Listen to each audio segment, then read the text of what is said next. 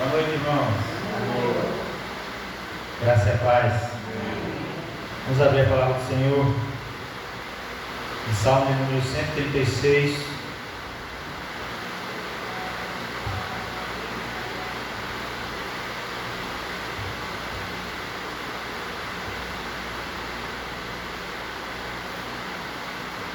Eu só vou ler o último versículo.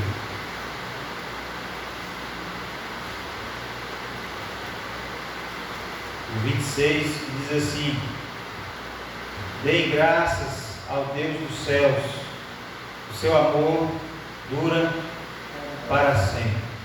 Amém? Eu não sei como é que está a tua situação nas diversas áreas da tua vida, mas ainda assim nós temos motivos para dar graças a Deus. A gente pode ter motivo agora para dar graças a Deus pela chuva que tem caído. E é muita alegria que nós recebemos essa chuva. Todo nordestino, os são paulinos ali, os paulistanos ali achavam que era ruim chuva, mas agora eles sabem que é necessário chuva. Eles chamavam de tempo ruim, mas para nós aqui é tempo bom. Mas nós temos muito mais motivos para agradecer a Deus,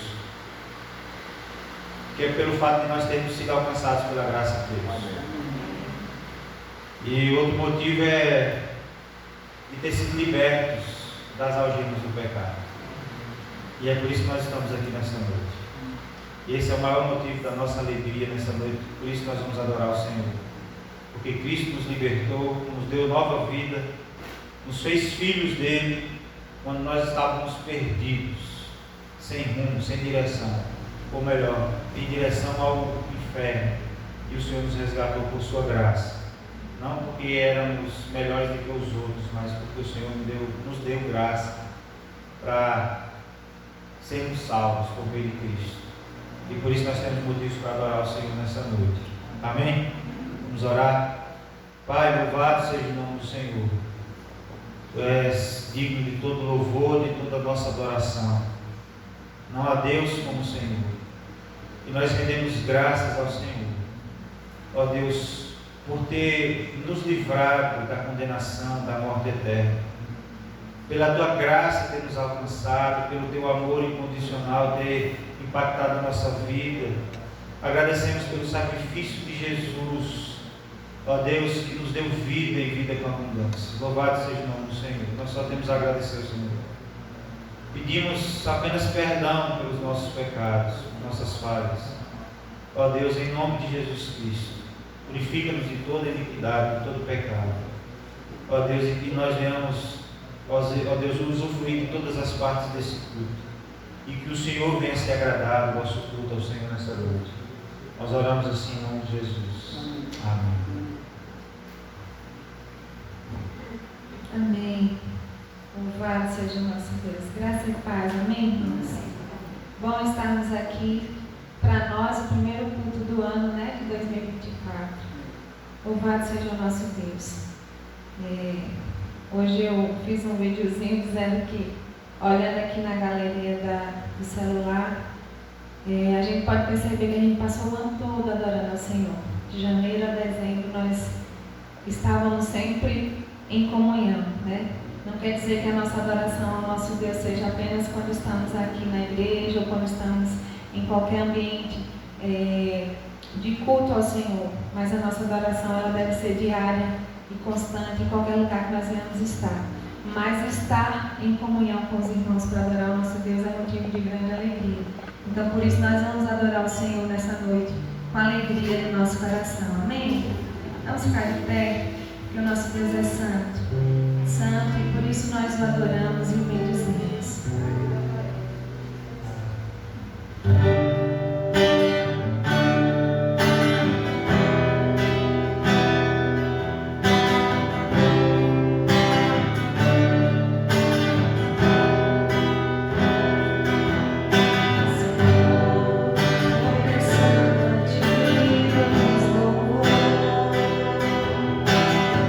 Adoramos com eternos poder.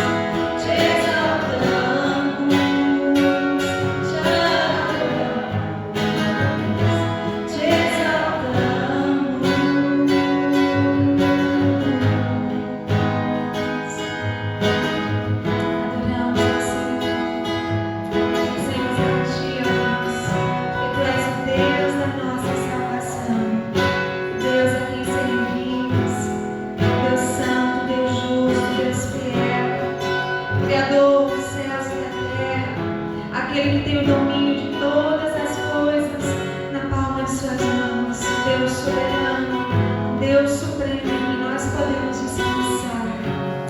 Oh Deus, ainda que a figueira não floresça, Senhor, ainda que não haja fruto na vide, oh Deus, nós queremos louvar, ainda que as circunstâncias sejam adversas.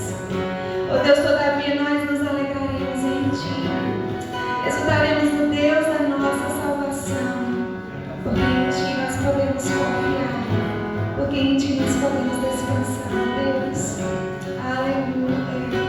Louvado, exaltado é o nosso Deus, esse Deus que cuida de nós, esse Deus que nos cobre com suas mãos, que nos guarda em meio às lutas, em meio às adversidades, em meio às tempestades da vida.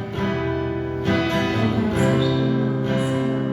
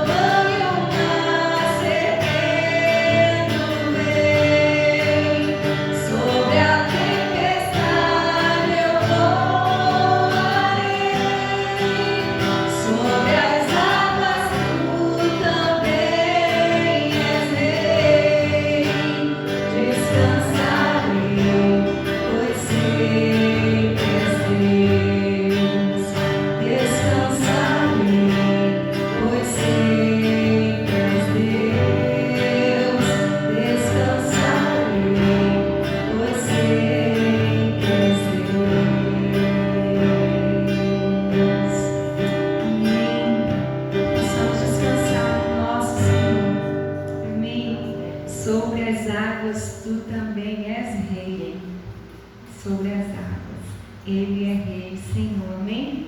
Nós vamos estar cantando mais um cântico. Enquanto isso, você pode continuar adorando ao Senhor em forma de gratidão, de fidelidade a Ele. Fazer dessa canção a nossa canção. Pai, Senhor, nossa canção, para a nossa mente em Ti. Possamos fazer a Tua vontade em nome de Jesus.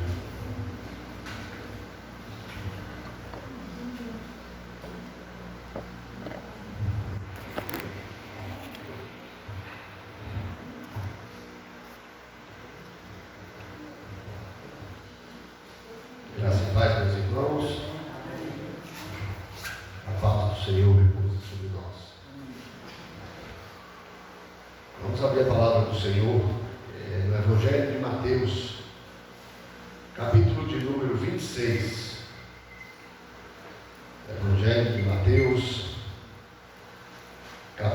26. Nós vamos ler do verso 36 a 46. Evangelho de Mateus, capítulo 26, versos de 36 a 46. O contexto dessa passagem, historicamente, é o seguinte: nós encontramos os discípulos se reunindo na última Páscoa com Jesus, a Páscoa judaica. Jesus era judeu. Vamos dizer, Jesus era palestino. Não, Jesus era judeu. E, como judeu, desde criança, participou da Páscoa, como todo judeu tinha que participar todos os anos. Alguns momentos, como qualquer bebê, né? Foi levado pelos seus pais a participar da Páscoa, muitas vezes sem nem entender, como qualquer criança. E aí nós vemos que aqui na última Páscoa os discípulos chegam para Jesus, no verso 17 do capítulo 26, e diz assim: no primeiro dia da festa dos pães asmos, vieram os discípulos a Jesus e lhe perguntaram: onde queres que te façamos os preparativos para comeres a Páscoa? Que Páscoa é essa? A Páscoa judaica. E Jesus então dá ordem a eles ir à cidade, verso 18, ter com certo homem e dizer-lhe: o mestre manda dizer, o meu tempo está próximo, em tua casa celebrarei a Páscoa com os meus discípulos. Eles foram, prepararam a Páscoa, e no verso 26 do capítulo 26, nós encontramos Jesus ceando com os discípulos, que é o texto que vai dar respaldo para a gente celebrar a Santa Ceia sempre, e a igreja sempre celebrará a Santa Ceia até a vinda do Senhor Jesus Cristo. Diz que enquanto comiam, tomou Jesus um pão e abençoando-o, partiu e deu aos discípulos, dizendo: tomai e comei, isso é meu corpo. Assim que tomou um cálice e tendo dado graças, o deu aos discípulos, dizendo: bebei dele todos. Porque isto é o meu sangue, o sangue da nova aliança, derramado em favor de muitos, para a remissão de pecados. E digo-vos que desta hora em diante não beberei deste fruto da videira, até aquele dia em que eu hei de beber novo convosco no reino de meu Pai. E tendo cantado um hino, saíram para o Monte das Oliveiras. Bom, aqui é o texto que relata, nós vamos encontrar isso também em Marcos 14, Lucas 22 e 1 Coríntios, o apóstolo Paulo agora dizendo: olha, aquilo que eu recebi, eu passei para vocês. O que é que ele recebeu? É isso aqui, esse episódio histórico que Jesus se reuniu com seus discípulos e celebrou a última Páscoa da sua vida, né? Já que ele vai ser o Cordeiro Pascual. Lembrando que João Batista, quando vê Jesus Cristo, ele diz: eis o Cordeiro de Deus que tira o pecado do mundo. O que era sacrificado na Páscoa? Um cordeiro, que tinha que ser sem defeito, né? Um novo, sem nenhuma mancha no pelo, nem na pele, nenhum casco quebrado, todo inteirinho.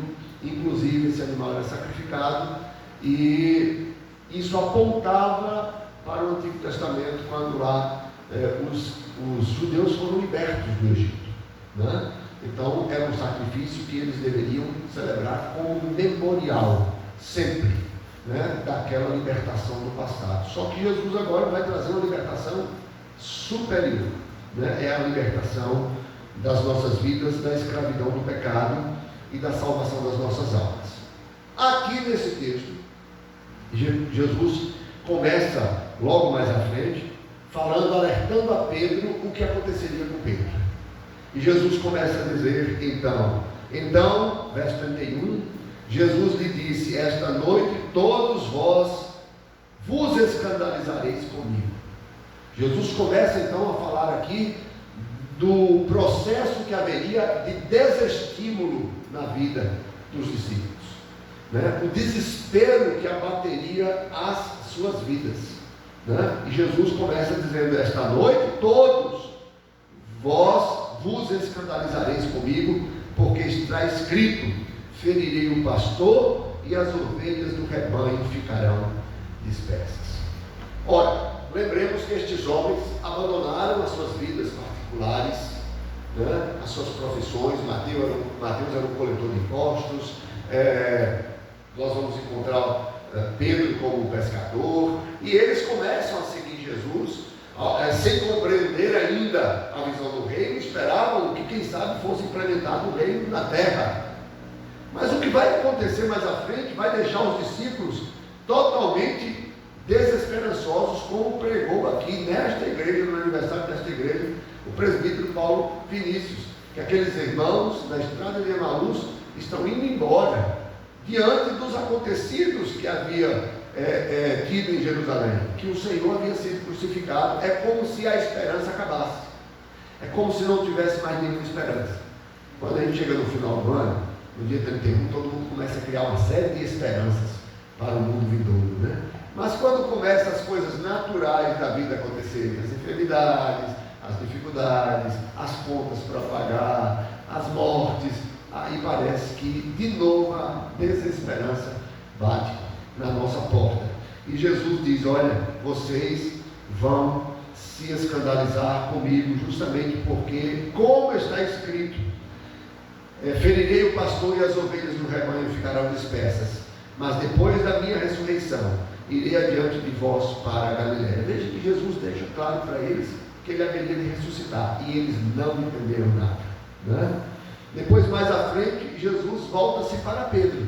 Isso está no verso 33. Conversa com Pedro, e Pedro diz assim: ainda que venhas a ser um tropeço para todos, nunca o serás para mim. Respondeu-lhe Jesus: em verdade te digo que nesta mesma noite, antes que o galo cante, tu me negarás 3 vezes. Tem várias polêmicas sobre esse texto aqui, porque o galo era um animal imundo para o judeu, e alguns acham que aqui não era galo mesmo, mas sim uma corneta que era tocada para determinar o horário da noite. É uma possibilidade, né? Mas como existiam romanos ali, também não tem nada de errado imaginar que talvez tivesse algum galo ali na casa de algum romano, porque era um animal imundo para o judeu e não para o romano. E lembrem-se que o povo de Deus estava sob o domínio do Império Romano, né?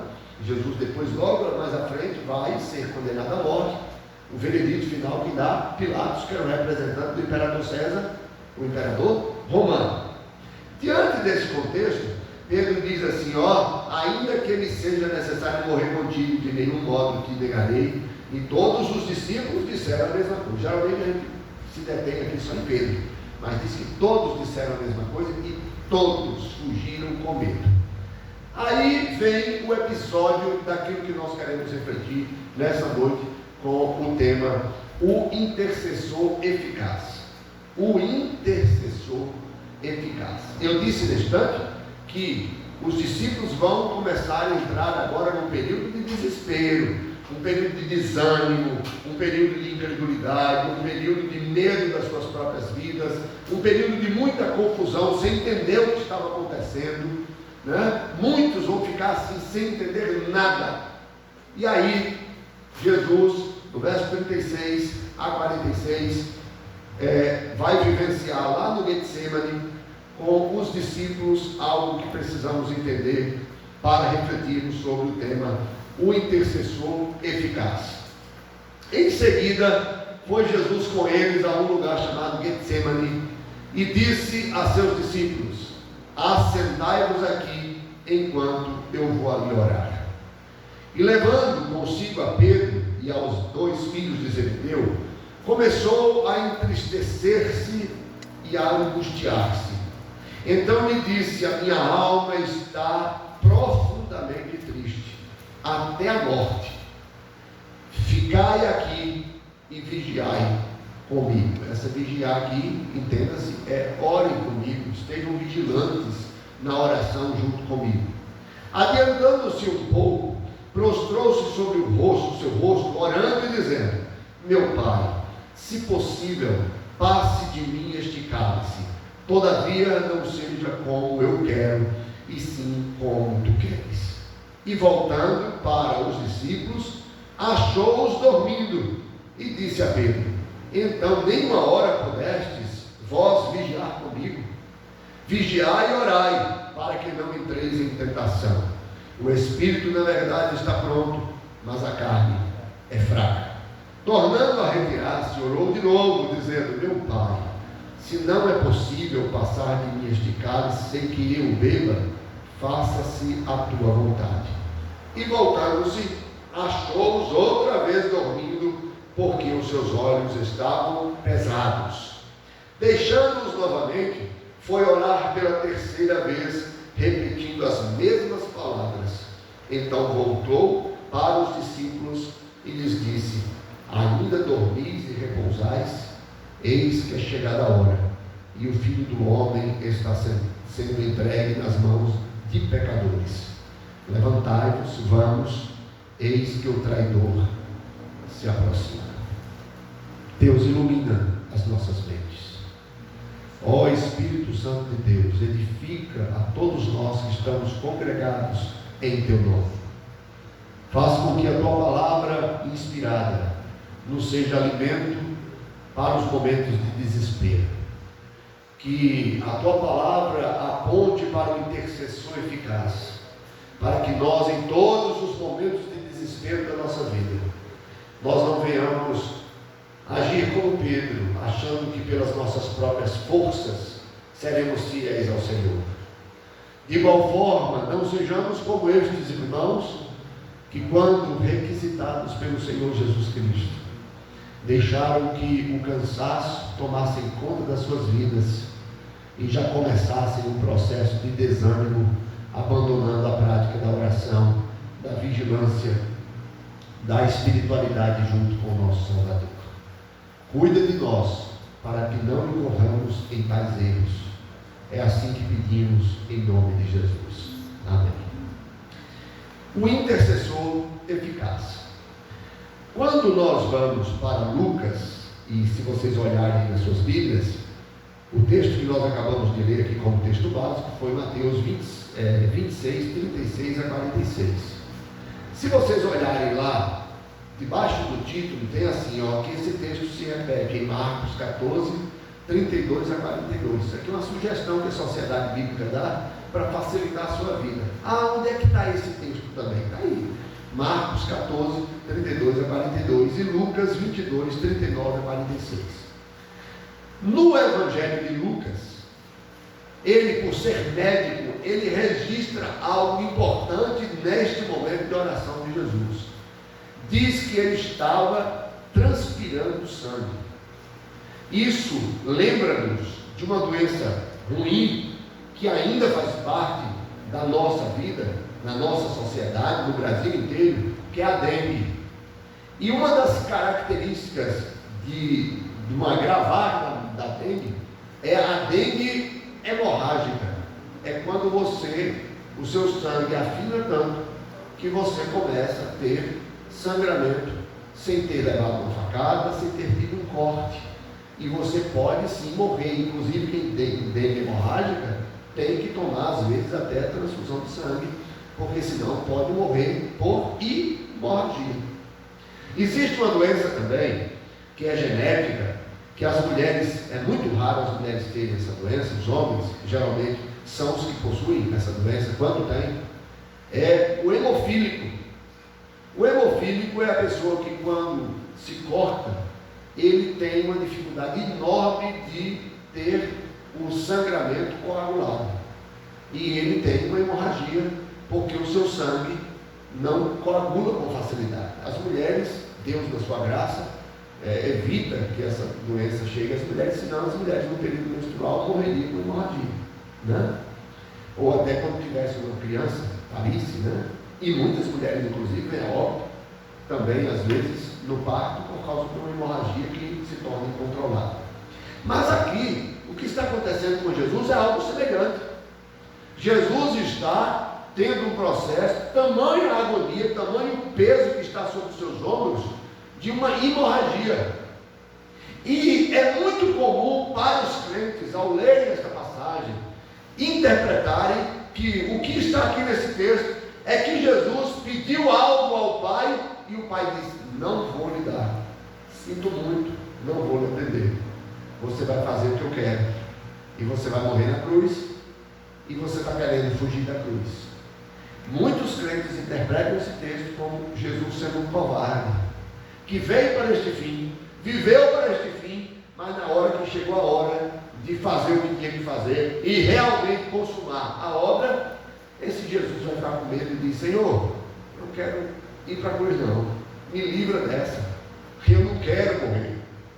Ora, Jesus é a segunda pessoa da Trindade, e apesar de ser 100% homem, ele é 100% Deus.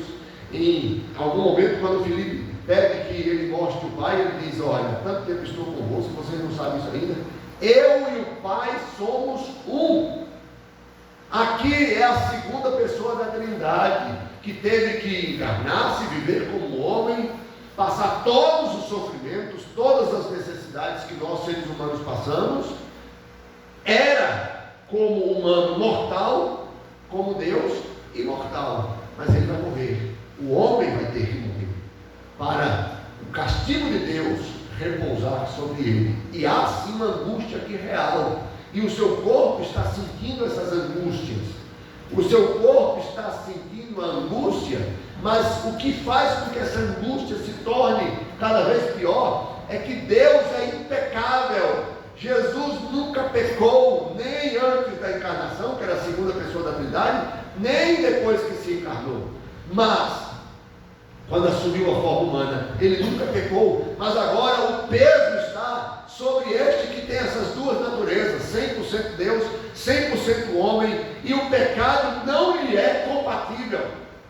E ele não está pecando, mas o peso do pecado está sobre os seus ombros, e isso é tão pesado, o pecado seu e meu, e da humanidade, porque a morte de Cristo é suficiente para salvar toda a humanidade. Jesus morreu com o peso do pecado de toda a humanidade. Isso é suficiência, é suficiente.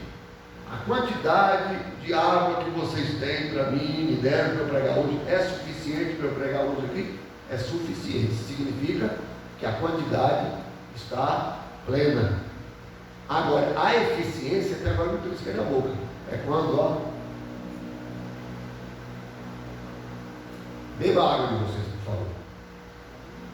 Ela tem ali, ó. Quem mais tem água? Pode beber. Alguém mais tem água? Ninguém tem? Só ela?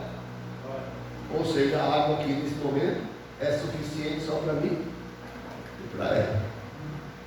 A salvação é eficiente, é suficiente, melhor dizendo, para todos, mas é eficiente só para aqueles que nasceram de novo.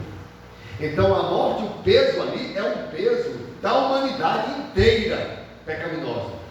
E Jesus agonia sua alma ao ponto de estar prestes a morrer ali, e Lucas eficazmente registra isso, que ele estava tremendamente arrasado, desgastado ali, transpirando sangue. E aí onde vem, quando o crente tem duas possibilidades de interpretar esse texto, ou o crente interpreta esse texto, Jesus dizendo: eu não quero esse negócio de morrer por pecador não, Pai, desisti do negócio, vamos mudar aqui de propósito agora. É claro, eu não tenho mais escolha, o Senhor é que vai fazer a tua vontade, mas a minha vontade o Senhor já sabe qual é, eu quero não morrer. E aí é um Jesus covarde, que em um determinado momento da sua vida, ele fez uma oração e Deus disse: não vou lhe atender. Ou você crê no Jesus heróico que sempre foi, de dizer assim: Senhor, eu não quero morrer aqui agora, afasta de mim esse cálice da morte aqui, porque eu não vim para morrer numa oração, num Getsemane, antes mesmo dos guardas me prenderem, antes mesmo de eu ser julgado injustamente, antes mesmo de eu ser condenado. Eu vou morrer como alguém que teve um ataque cardíaco ali e morreu. Se fosse nos nossos dias, não, morreu de quê? Não, vai que ele era hemofílico. Morreu de quê? Não, ele talvez tivesse uma dengue hemorrágica e nem notou. Morreu porque tinha que morrer. Não, isso não seria suficiente, porque as profecias diziam que ele tinha que ser morte de cruz, ele tinha que ser maldito por nós. E a morte de cruz era: nem os homens querem este homem entre eles, nem os céus. Por isso a pessoa era pendurada no madeiro, não estava com os pés no chão e nem estava no céu, estava entre os homens e Deus. Nem Deus quer, nem os homens querem, é um maldito. Maldito todo aquele que for pendurado no madeiro. E foi assim que Jesus foi crucificado, foi pendurado como um maldito. Então aqui o que nós encontramos é justamente esse intercessor eficaz, que por causa da sua missão, ele diz: Senhor, não deixe que eu morra aqui. Essa interpretação foi feita pelo Dr. Vimaldo, e até hoje é a melhor interpretação que eu encontrei nesse texto, porque ela é compatível com todo o propósito que Jesus vai dizer, inclusive quando ele chega diante de Pilatos. E Pilatos diz: eu tenho autoridade para te libertar. E Jesus diz: não, nenhuma autoridade você teria, se não fosse dada dos céus. Porque se eu quisesse, eu rogaria ao Pai uma legião de anjos. Ou seja, me livrar da morte era a coisa mais fácil. Lembrem-se que os anjos são subalternos a Jesus Cristo. Inclusive, em outra passagem, salvo engano de Marcos, vai dizer isso, que enquanto Jesus orava, diz que depois os anjos vieram e o serviram aqui no Getsemane. Antes dele ir aos discípulos, deixa eu até confirmar aqui se é Marcos, deixa eu ver Marcos 14 aqui, para ver se era Marcos 14, deixa eu olhar logo Lucas. Lucas 22. Lucas capítulo 22. Eu não ia fazer a leitura, não marquei. Lucas 22. Ela vai ficando velha, até os dedos ficam ruim de passar as páginas, vai sumindo o tato. Diz: estando em agonia, orava mais intensamente, aconteceu que seu suor se tornou em gotas de sangue caindo sobre a terra. 22, 44. Levantando a oração, foi ter com os discípulos e achou-o dormindo de tristeza, e disse-lhes: por que estáis dormindo? Levantai-vos e orai para que não entreis em tentação. Então vai ser no texto de Marcos 14. Marcos 14. Jesus no Getsemane.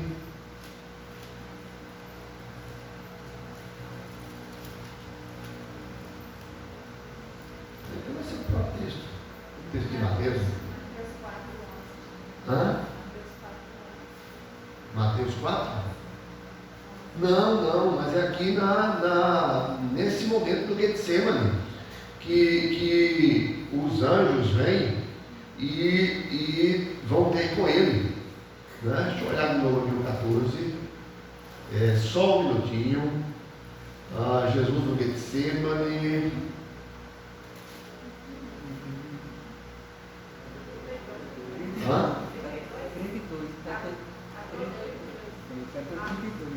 Marcos 14, 32.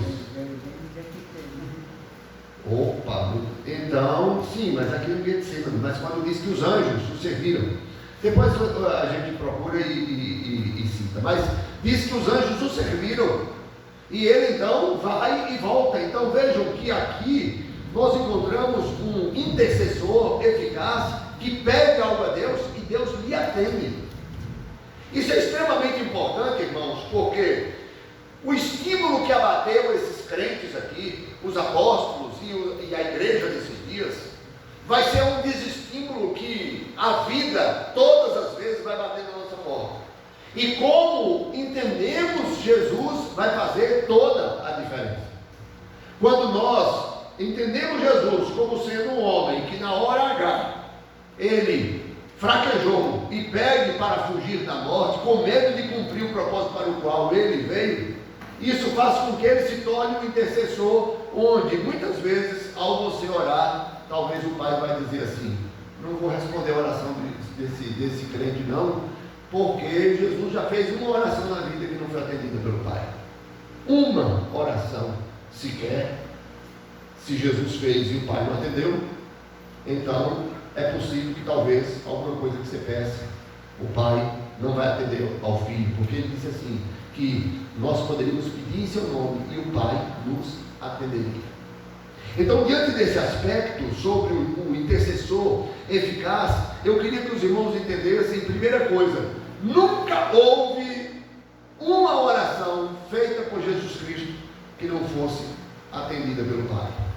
Até porque ele sempre orou conforme a vontade do Pai. Aqui no texto diz assim, ó: meu Pai, se possível, passe de mim este cálice, todavia não seja como eu quero, e sim como tu queres. Olha, se a vontade de Jesus é sempre compatível com a vontade do Pai, então ele não está pedindo para fugir da cruz, mas o que ele está pedindo é para fugir da morte, aqui, neste momento, para cumprir aquilo que eles planejaram desde a eternidade, porque a morte de Cristo foi planejada desde a eternidade pelo Pai. O Filho veio de livre e espontânea vontade cumprir esse projeto, e o Espírito Santo é quem confirma essa obra na sua vida e na minha vida. Então nunca existiu uma oração de Jesus Cristo que nunca foi atendida. Então por isso ele é o intercessor eficaz. Em segundo lugar, Jesus continua intercedendo por nós, porque o sacerdócio do nosso Senhor Jesus Cristo em prol de nós agora é justamente interceder por nós. E se ele tem este papel de estar constantemente intercedendo por você e por mim, nós oramos a Deus por meio dele. Então, se ele teve um momento na vida onde ele não foi eficaz, isso vale dizer que existe a possibilidade de até mesmo no céu a sua oração um dia Jesus falhar e pedir alguma coisa ao Pai que não é segundo a vontade do Pai. Isso é incompatível com a perfeição de Cristo. Isso é incompatível com a mediação de Cristo, porque ele é de fato o nosso intercessor eficaz. E em terceiro lugar, você e eu vamos ficar só no desespero, porque nós vamos seguir um Jesus que pelo menos uma vez na vida fez uma oração que o Pai disse: sua oração não vai ser aceita por mim. Aí eu queria convidar os irmãos a abrirem suas Bíblias em João 17, para nós entendermos que é extremamente importante nós crermos em um Jesus que é o intercessor eficaz. É um texto grande, mas eu vou ler todo, na minha Bíblia está todo de vermelho aqui. João 17, eu creio que é importante para a gente ler todo esse texto. Tendo Jesus falado estas coisas, Evangelho de João, capítulo 17, todo o capítulo 17.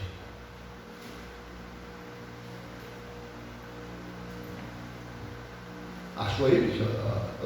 Procurou aquela questão dos anjos? Não? Os anjos não serviam? Foi. E os anjos não serviam. Verso 17. Tendo Jesus falado estas coisas, levantou os olhos ao céu e disse: o que é que ele vai dizer aqui? Uma oração. E a oração, aqui o Evangelho de João reserva o capítulo 17 todinho nessa oração. Achou? 22, 43. Lê aí para mim, por favor. Então lhes apareceu um anjo do céu que os confortava.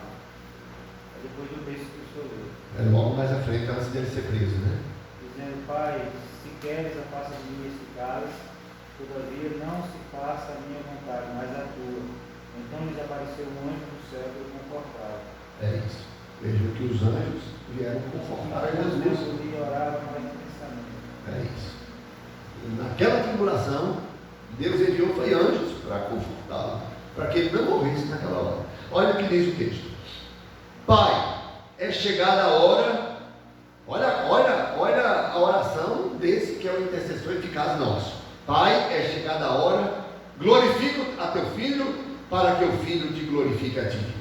Assim como ele conferiste autoridade sobre toda a carne, a fim de que ele conceda a vida eterna a todos os que lhe deste. E a vida eterna é esta: que te conheçam a ti, o único Deus verdadeiro, e a Jesus Cristo a quem enviaste. Eu te glorifiquei na terra, consumando a obra que me confiaste fazer. Eu te glorifiquei na terra, consumando a obra. Não é fugindo da obra, é consumando. E ele já havia morrido? Não.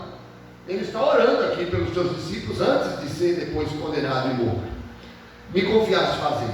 E agora glorifica-me, ó Pai, contigo mesmo, com a glória que eu tive junto de ti, antes que houvesse mundo. Manifestei o teu nome aos homens, que me deste do mundo. Eram teus, tu os confiaste, e eles têm guardado a tua palavra. Agora eles reconhecem que todas as coisas me tens dado, que me tens dado provém de ti. Porque eu lhes tenho transmitido a palavra que me deste, e eles a receberam e verdadeiramente conheceram que saí de ti e creram que tu me enviaste. É por eles que eu rogo. Não rogo pelo mundo, mas por aqueles que me deste, porque são teus. Ora, todas as minhas coisas são tuas, e as tuas coisas são minhas, e neles eu sou glorificado. Já não estou no mundo, mas eles continuam no mundo, ao passo que eu vou para junto de ti. Olha, lembre-se, Jesus aqui não tinha morrido ainda não. Ele está ciente que ele vai morrer e depois vai voltar para o Pai. Pai Santo, guarda-os em teu nome, que me deste, para que eles sejam um assim como nós. Quando eu estava com eles, guardava-os no teu nome, que me deste, e protegi-os, e nenhum deles se perdeu, exceto o filho da perdição, para que se cumprisse a Escritura. Mas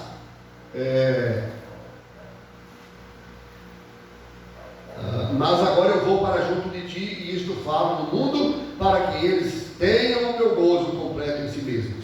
Eu lhes tenho dado a tua palavra, e o mundo os odiou, porque eles não são do mundo, como também eu não sou. Não peço que os tires do mundo, e sim que os guardes do mal. Eles não são do mundo, como também eu não sou. Santifica-os na verdade, a tua palavra é a verdade. Assim como tu me enviaste ao mundo, também eu os enviei ao mundo. A favor deles eu me santifico, e a mim mesmo, me santifico a mim mesmo, para que eles também sejam santificados na verdade. Não rogo somente por estes, mas também por aqueles que vierem a crer em mim, por intermédio de sua palavra, a fim de que todos sejam um, e como és tu, ó Pai, em mim e eu em ti, também sejam eles em nós, para que o mundo creia que tu me enviaste.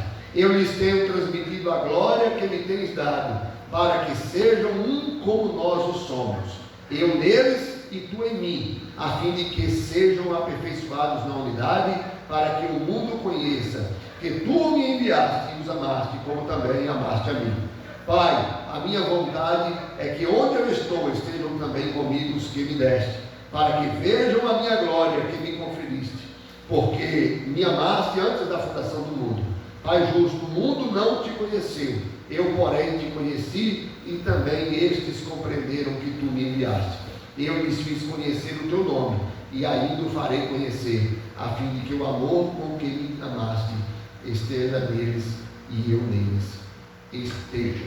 E aí nós vamos ver, dito estas coisas, que Jesus vai para o Getsemane, está logo mais à frente do texto. Como é que esse homem que orou desta forma, logo mais à frente, vai ter medo da morte, que ele mesmo disse que para este fim ele veio, e o Pai seria glorificado justamente naquilo que ele veio fazer? Meus irmãos, isso mostra que Jesus é um intercessor eficaz. O que tem a ver isso com a Santa Ceia e o Ano Novo? Primeiro, com a Santa Ceia. Todas as vezes que nós celebramos a ceia, nós temos que lembrar que Jesus se entregou por nós, e Ele é o nosso mediador entre nós e Deus, e Ele é o intercessor eficaz, que intercede por nós, e por isso nós não podemos perder a nossa salvação, porque nós somos do Senhor, e ninguém pode nos tomar do Senhor, porque Ele nos comprou com o seu precioso sangue. A outra verdade que nós temos que aplicar nas nossas vidas nessa noite, é que esse ano novo, cheio de expectativas, ele vai trazer também momentos de desespero, de fraqueza na fé, de frieza na fé, de desestímulo, da mesma forma que no ano passado. E quando isto acontecer, nós venhamos nos lembrar nesses momentos de baixos, porque nós vivemos altos e baixos na vida cristã. Quando estivermos nesses momentos baixos da caminhada, nós venhamos lembrar que nós temos um intercessor eficaz que intercede por nós. O seu Espírito que habita em nós intercede com gemidos inexprimíveis diante de Deus. E Jesus é aquele que tem as suas chagas diante do Pai eternamente, para mostrar que Ele foi o Cordeiro de Deus que tirou o pecado do mundo. Nós temos um mediador, nós temos um advogado. João vai dizer isso quando nós pecarmos, lá na sua epístola: ó filhinhos, não pequeis, mas se pecarmos, temos advogado junto ao Pai. Quando também tivermos as nossas agonias, as nossas tristezas, as nossas dúvidas, lembremos que temos um intercessor eficaz intercedendo por nós. Quando tivermos problemas de relacionamento, no namoro ou no casamento, quando tivermos uma crise na criação dos nossos filhos, ou quando virmos os nossos pais com as suas enfermidades, o susto que vocês devem ter passado aí recentemente, né? A avó de Amanda sendo entubada rapidamente, aquela coisa toda, né? Imagine esse pai que o filho está lá num estado que ninguém sabe como é que vai ficar, e isso vai ser uma constância durante a nossa vida. Não adianta a gente inventar. Depois que eu passei o Natal no morro, depois comi lá no tanquinho, depois comi na igreja, eu ataquei um mal-estar no meu estômago esses dias, que a pressão desregulou, subiu, a pressão depois caiu. O Michel até disse que a pressão dele esses dias baixou também. A minha pressão nunca esteve 9/6, a não ser quando eu peguei Covid lá em Brasília. Então vejam que, imagine, mal passou o ano, mal começamos. O cunhado de Luciana já foi alugar uma casa, já estava lá na praia. O Luciano foi também, meu filho. Está lá a família toda com os primos. Daqui a pouco o cara já está numa UTI com pancreatite aguda. A vida é assim. Nós vivemos debaixo desta realidade. E se nós imaginarmos um intercessor que é falho, quando a tribulação bater na nossa porta, nós desesperaremos. Mas nós temos um intercessor que nunca teve uma oração que nunca foi atendida pelo Pai. E ele disse que ele está intercedendo por nós. Um dos maiores consolos que temos nesta vida é quando Jesus diz assim: eu não peço que os tires do mundo, mas que os livres do mal. Nós não somos ovelha sem pastor. Lembra do texto de Mateus? Ferirei o pastor, vocês vão se escandalizar comigo, justamente por quê? Porque eu ferirei o pastor e vocês ficarão como ovelhas dispersas. Isso está no verso 31 do capítulo 26. Esta noite todos vós vos escandalizareis comigo, porque está escrito: ferirei o pastor e as ovelhas do rebanho ficarão dispersas. Vamos dar um testemunhozinho aqui breve, para lembrar aquilo que eu já disse aqui nesse ponto. Porque me decepcionei com Deus e achei que Deus tinha me abandonado, eu me frustrei com Deus, me frustrei com a igreja, e a minha vida virou uma ruína. Nunca se decepcione com Deus, em qualquer circunstância, porque todas as coisas cooperam para o bem daqueles que amam a Deus, aqueles que são chamados segundo o seu propósito. Vai ter momento de tribulação? Vai. Não posso lhe prometer outra coisa. O próprio Jesus disse: no mundo tereis tribulações, né? Dificuldades, mas tem de bom ânimo, eu venci o mundo. Então, não posso oferecer para vocês aquilo que Jesus nunca prometeu. A promessa é que mesmo debaixo de todas essas circunstâncias de desânimo, de desespero, de incertezas, vocês lembrem-se de que temos um intercessor eficaz intercedendo por nós. Vamos lembrar dele, da morte dele, celebrando a ceia do Senhor. Vamos cear.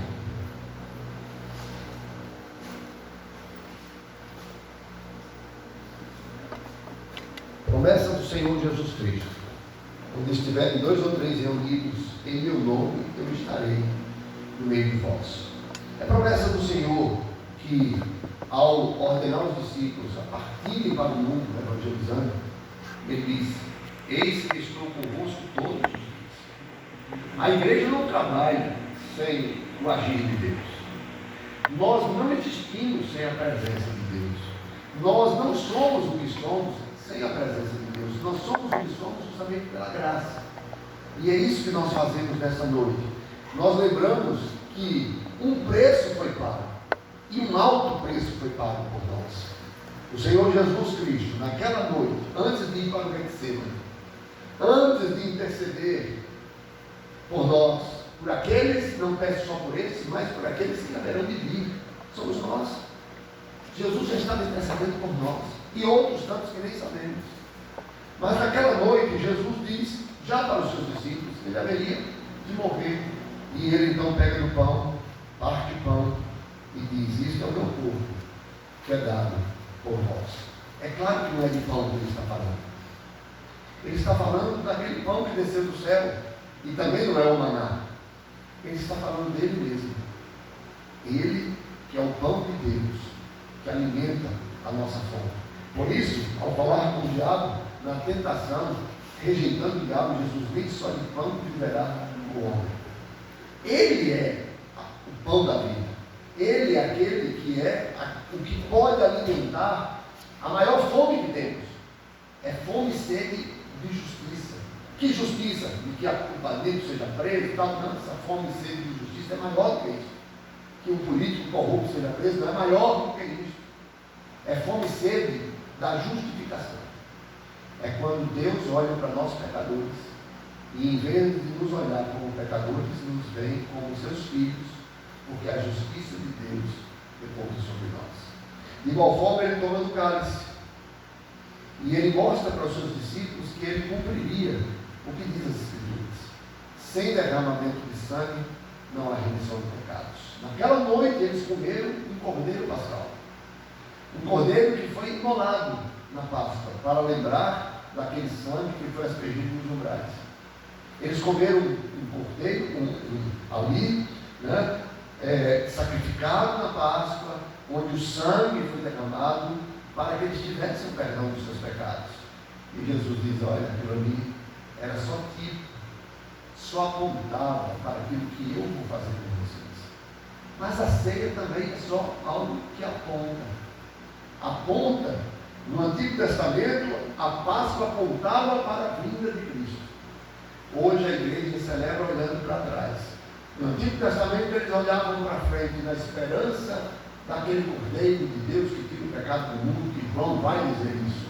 E nós olhamos para o passado e reconhecemos que isso foi feito por nós. Estamos separados num tempo onde houve um marco na história. Houve um ponto na história central da nossa salvação, que é a loucura da cruz. Loucura para os que se perdem, mas para nós, o poder de Deus. Aqueles que estavam no passado olhando para o futuro, esperavam essa redenção. Por isso Jó vai dizer: eu sei que o meu Redentor vive. E nós que olhamos para o passado, olhamos para o mesmo ponto, o mesmo período, o mesmo momento. É quando Jesus naquela cruz diz: está consumado. Está no corpo dado por vós. E este cálice é a nova aliança no meu sangue. Fazem isso todas as vezes que comerdes e beberdes em memória de mim. Presbítero Michel, você é mais jovem, a chance de você tremer e derramar é menor que eu. Os irmãos que vão se por favor, fiquem em pé.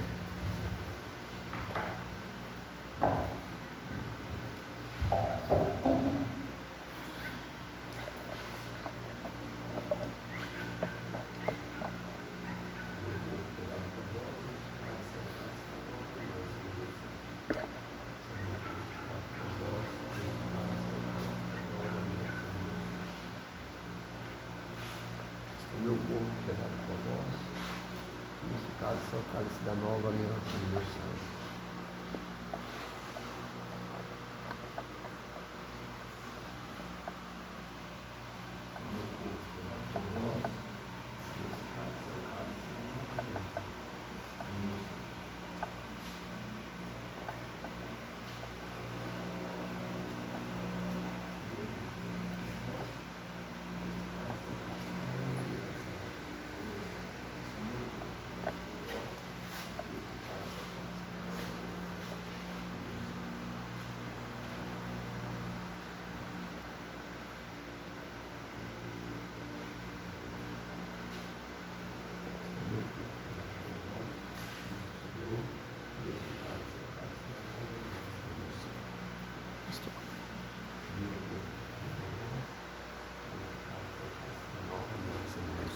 Disse o Senhor, isso é o meu corpo, cuidado por vós, e este cálice é o cálice da nova aliança de Deus.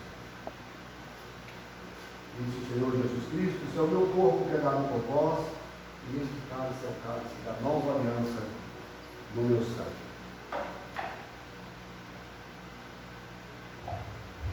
Hoje, pela primeira vez, Bia vai cegar.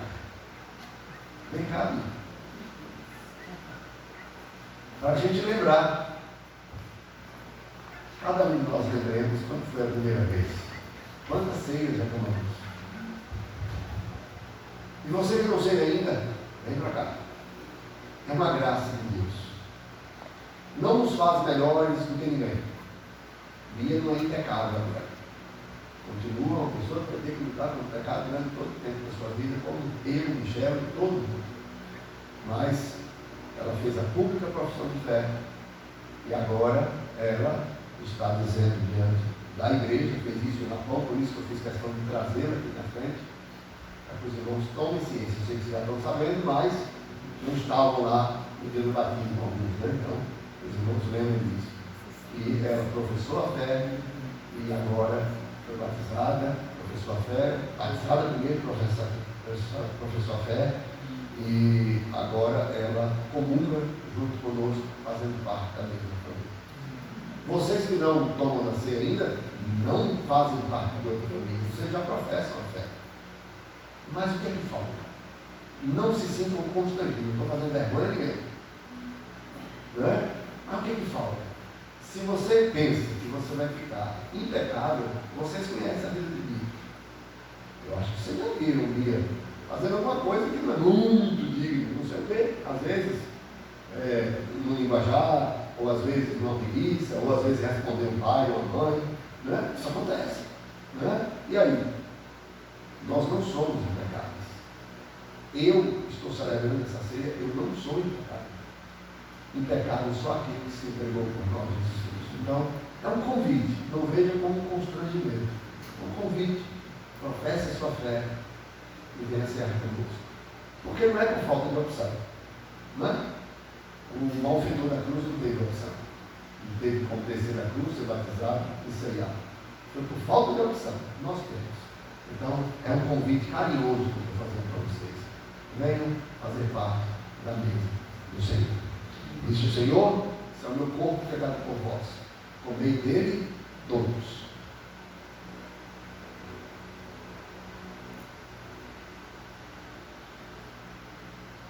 De igual forma, tomamos o cálice e obedecemos o que o Senhor nos ordenou.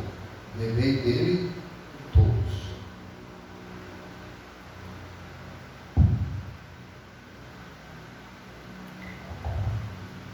Ora. Querido Deus maravilhoso, Pai, nós te agradecemos pelo teu sacrifício, Pai. Te agradecemos por ter olhado para nós e por ter visto todos os nossos pecados. E mesmo assim, ter sido misericordioso, derramado o teu sangue naquela cruz, para que pudéssemos ser limpos hoje. Te agradeço, Pai, por poder ter esse momento, por poder compartilhar esse momento. E por ter ser chamados e escolhidos por Ti. Obrigada, Pai. Amém.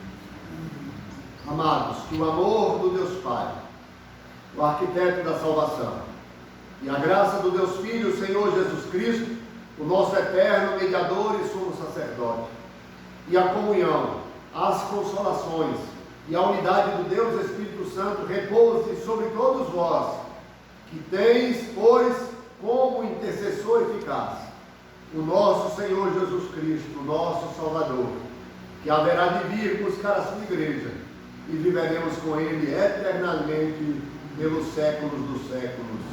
Amém. Podia sentar. Obrigado, Deus. Michel.